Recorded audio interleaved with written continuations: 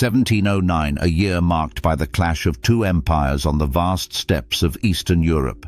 On one side stood Charles XII of Sweden, a military prodigy whose undefeated streak had made him the terror of Europe. On the other, Peter the Great of Russia, a visionary Tsar determined to drag his nation into the modern age.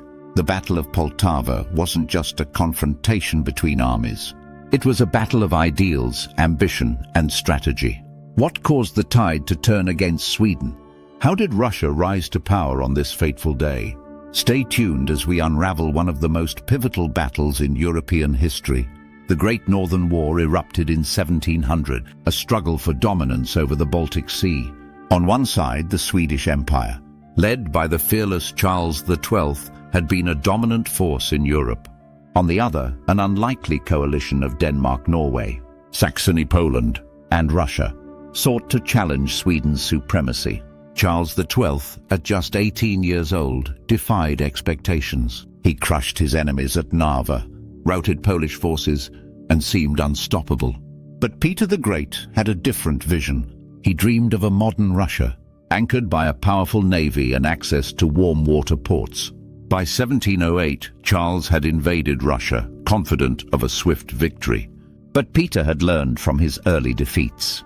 He lured the Swedes deep into Russian territory, employing scorched earth tactics that left Charles's forces starving and freezing in the harsh winter.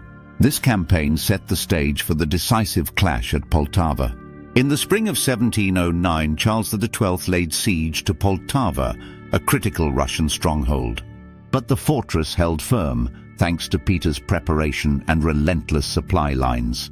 Meanwhile, Peter mobilized a massive army of 42,000 men, vastly outnumbering Charles's dwindling force of 20,000. Charles, injured and unable to command directly, relied on his subordinates. Meanwhile, Peter used every advantage, including superior artillery and fresh reinforcements. The battlefield was chosen strategically, a flat plain surrounded by Russian fortifications that would give Peter's forces a defensive edge. By June, the Swedes were exhausted, undersupplied, and demoralized. Yet, they prepared for one final desperate assault. The stage was set for one of the most dramatic battles in European history. At dawn on July 8, 1709, Charles XII ordered an aggressive assault. The Swedish army, renowned for its discipline, launched a furious attack on the Russian positions. But Peter had anticipated this. His forces had dug trenches and constructed redoubts, forcing the Swedes into a bottleneck.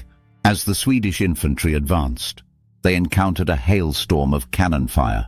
The Russian lines held firm. Peter himself was on the battlefield, rallying his troops and ensuring morale remained high.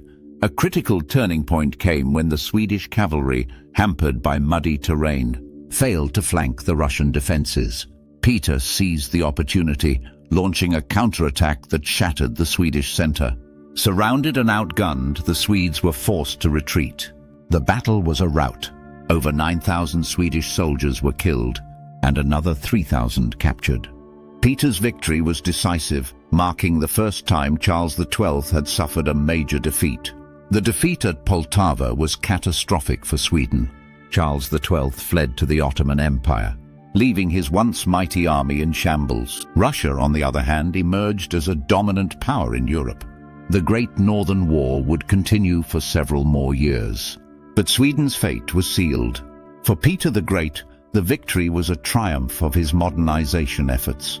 He had built a professional army, established a navy, and turned Russia into a force to be reckoned with.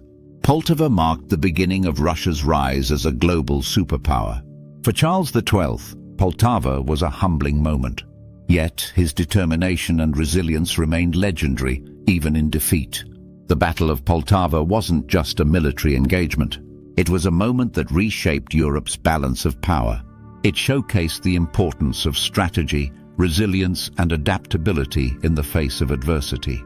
If you enjoyed this exploration of history's pivotal moments, don't forget to like this video, subscribe to our channel, and share it with fellow history enthusiasts. Thanks for watching, and we'll see you in the next video.